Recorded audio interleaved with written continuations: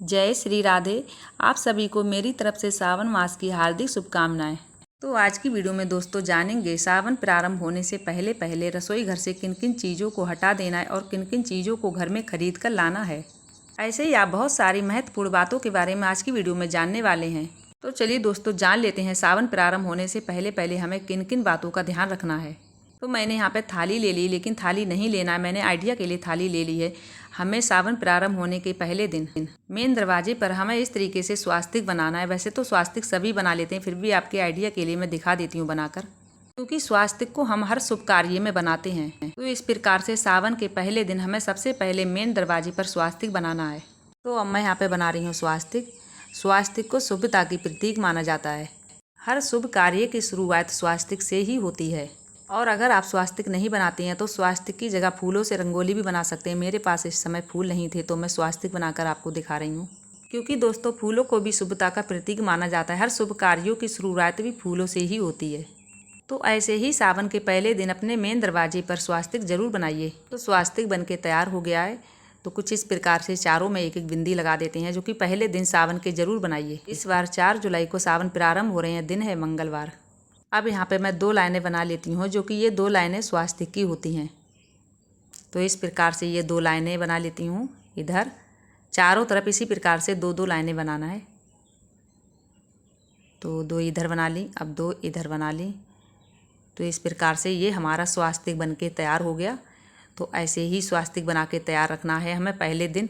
तो ये थाली में तो मैंने सिर्फ आइडिया के लिए बनाया है, थाली में नहीं बनाना है, हमें मेन दरवाजे पर ये स्वास्तिक बनाना है। तो चलिए दोस्तों अब जान लेते हैं अगली चीज़। तो चलिए दोस्तों जान लेते हैं अगली चीज़, गंगा जल, जो कि गंगा जल शिव भगवान को अत्यंत प्रिय है। शिव जी की जटाओं से गंगा जल की धारा निकली है, इसीलिए शिव जी की पूजा में गंगा जल का होना बहुत ही ज़्यादा आवश्यक है। ऐसी मान्यता है सावन महीने में शिवलिंग को गंगा जल और दूध से अभिषेक कराते हैं। अगर मान लीजिए गंगा जल नहीं है तो हम दूध से भी अभिषेक करा सकते हैं, लेकिन फिर भी तो हमें पूजा में गंगा जल की आवश्यकता पड़ती ही पड़ती है। तो इसीलिए दोस्तों गंगा जल को खरीद कर घर जरूर ले आइए सावन प्रारंभ होने से पहले पहले। और यदि आप खरीद कर नहीं ला सकते हैं तो ऑनलाइन भी मंगा सकते हैं। और दोस्तों वैसे भी गंगा जल का होना हमारे पूजा घर में बहुत ही ज़्यादा शुभ होता है, तो इसीलिए हमें गंगा जल अपने घर में अवश्य ही रखना चाहिए। अब चलिए जान लेते हैं दोस्तों अगला महत्वपूर्ण नियम। तो अगला नियम है दोस्तों, चाहे तो आप इस प्रकार से साड़ी ले सकते हैं, चाहे तो आप सूट ले सकते हैं, जो ही आपको पसंद हो उस प्रकार से आप वही खरीद सकते हैं। तो चाहे तो दोस्तों आप पूरे सावन भर पूजा करते हैं या सिर्फ सावन सोमवार की पूजा करते हैं, तो कुछ आपको इस प्रकार से हरे कलर के वस्त्र धारण करके शिव जी की पूजा अर्चना करना चाहिए, क्योंकि शिव जी हरे रंग से अत्यंत प्रसन्न होते हैं। क्योंकि सावन का जो महीना होता है वो शिव जी को अत्यंत प्रिय है और सावन के महीने में चारों ओर हरियाली ही हरियाली होती है। तो इसीलिए दोस्तों आप शिव जी को प्रसन्न करना चाहते हैं या उनकी कृपा चाहते हैं तो हरे रंग के वस्त्र धारण करके ही उनकी पूजा अर्चना करना चाहिए। अब चलिए जान लेते हैं अगली महत्वपूर्ण नियम। तो अगली चीज़ है दोस्तों सिंदूर। सिंदूर को सावन के महीने में शिव जी के साथ साथ माता पार्वती को सिंदूर जरूर अर्पित करना चाहिए। एक बात का जरूर ध्यान रखिएगा दोस्तों, लगाया हुआ सिंदूर माता पार्वती को अर्पित नहीं करना चाहिए। और आपकी शादी हुई है, शादी के समय का आपके पास सिंदूर है, तो उसको लगाकर माता पार्वती और शिव जी की पूजा जरूर करना चाहिए। लेकिन माता पार्वती को लगाया हुआ सिंदूर अर्पित नहीं करना है। तो मेरे पास ये सिंदूर भी रखा है और कुछ इस तरीके से थोड़ा अलग भी रखा है। तो चाहे तो मैं इसको अर्पित कर सकती हूँ, चाहे तो इसको करना चाहूँ तो इसको कर सकती हूँ, लेकिन दोनों सिंदूर ये नया है बिल्कुल। और अगर आपके पास पहले से नहीं है तो आप बाजार से पैकेट का खरीद के अर्पित कर सकते हैं। अगली चीज़ है दोस्तों चूड़ी, जो कि हरे रंग की चूड़ी हमें सावन की पूजा में जरूर पहननी है। तो इस तरह की दोस्तों हरी चूड़ी पहनकर ही हमें सावन सोमवार की पूजा करना चाहिए। तो जो कि सावन सोमवार में हरा रंग आपको सभी को पता है शिव जी को कितना प्रिय है। इसके साथ ही है लाल चूड़ी, जो कि लाल चूड़ी और हरी चूड़ी दोनों पहनकर माता पार्वती और शिव जी की पूजा आपको करने हैं। और एक बात का ध्यान रखिएगा, काले रंग की चूड़ी काले रंग के वस्त्र नहीं पहनकर पूजा करना है सावन महीने में। तो चलिए मैं आपको मिलाकर दिखाती हूँ कि आपको किस प्रकार से सावन महीने में पूजा करना चाहिए। तो इस प्रकार से कुछ आपको हरी और लाल दोनों मिक्स करके आपको सावन महीने में माता पार्वती और शिव जी की पूजा करना चाहिए। और सावन सोमवार में जितने भी सोमवार हो आपको इस प्रकार से ही आपको महावर, मेहंदी, चूड़ी सब कुछ 16 श्रृंगार करके ही शिव जी और माता पार्वती की पूजा करनी है। तो ऐसे ही हमें ये सामान सभी पहले से खरीद कर इस प्रकार से हमें रख लेना है इसमें।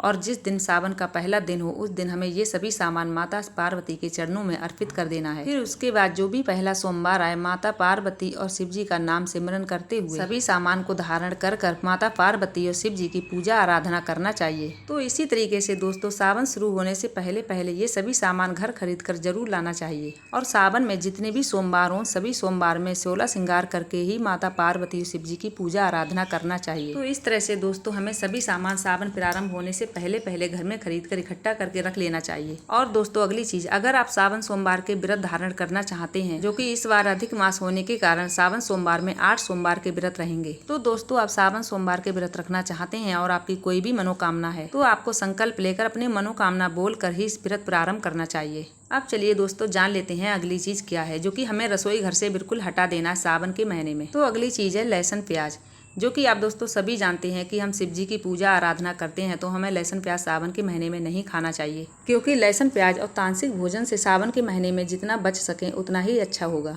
जो कि इस महीने में लहसुन प्याज घर खरीद कर मत लाइए, और अगर आपके घर पहले से रखा है तो उसको आप एक सेट हटा के रख दीजिए। अब मैं ये नहीं कहूँगी कि आप उसको घर से बाहर रख दीजिए, एक सेट आप रसोई घर में एक सेट उसको हटाकर रख दीजिए, लेकिन लहसुन प्याज को बिल्कुल भी यूज नहीं करना है। अब चलिए जान लेते हैं दोस्तों अगली चीज़ क्या है, जो कि हमें रसोई घर में बिल्कुल भी नहीं यूज करना चाहिए सावन के महीने में। तो अगली चीज़ है दोस्तों पत्ता गोभी। पत्ता गोभी में क्या है ना कि अक्सर कीड़े निकलते हैं, पत्ता गोभी हो चाहे साग हो चाहे इस महीने में बैगन हो, इन चीज़ों में अक्सर कीड़े निकलते हैं, जो कि इन सभी चीज़ों को हम बनाते हैं और खाते हैं इस महीने में तो हमारे ऊपर भारी दोष लगता है। तो इसीलिए दोस्तों सावन के महीनों में इन सब्जियों को खरीदने और खाने से जरूर बचना चाहिए, क्योंकि इन सब्जियों के द्वारा हमसे जाने अनजाने कितने कीड़े मकोड़े मर भी जाते हैं। देखिए इस प्रकार से हम कितना भी चाहें लेकिन हम बिल्कुल भी इनको नहीं हटा सकते, हम जो भी कोशिश करें लेकिन इनमें जाने अनजाने कीड़े छिपे ही रहते हैं।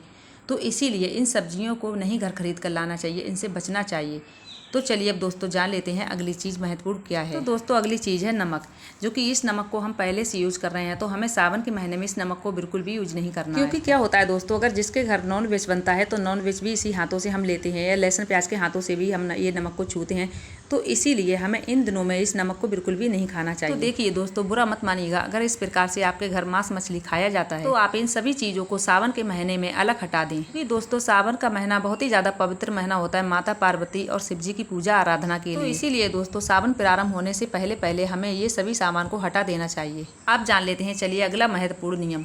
तो अगली चीज़ है दोस्तों साबुन, जो हम इसको पहले से यूज़ कर रहे हैं तो हमें ये सावन के महीने में जब हम व्रत रखते हैं या हम पूजा उपासना करते हैं तो हमें उस समय पर इस साबुन से धुले हुए बर्तन से हमें अपना भोजन नहीं बनाकर खाना चाहिए।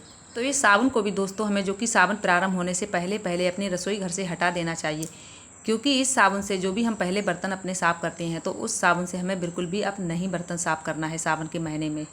तो चलिए दोस्तों अब जान लेते हैं अगली महत्वपूर्ण नियम। अगली चीज़ है दोस्तों बर्तन।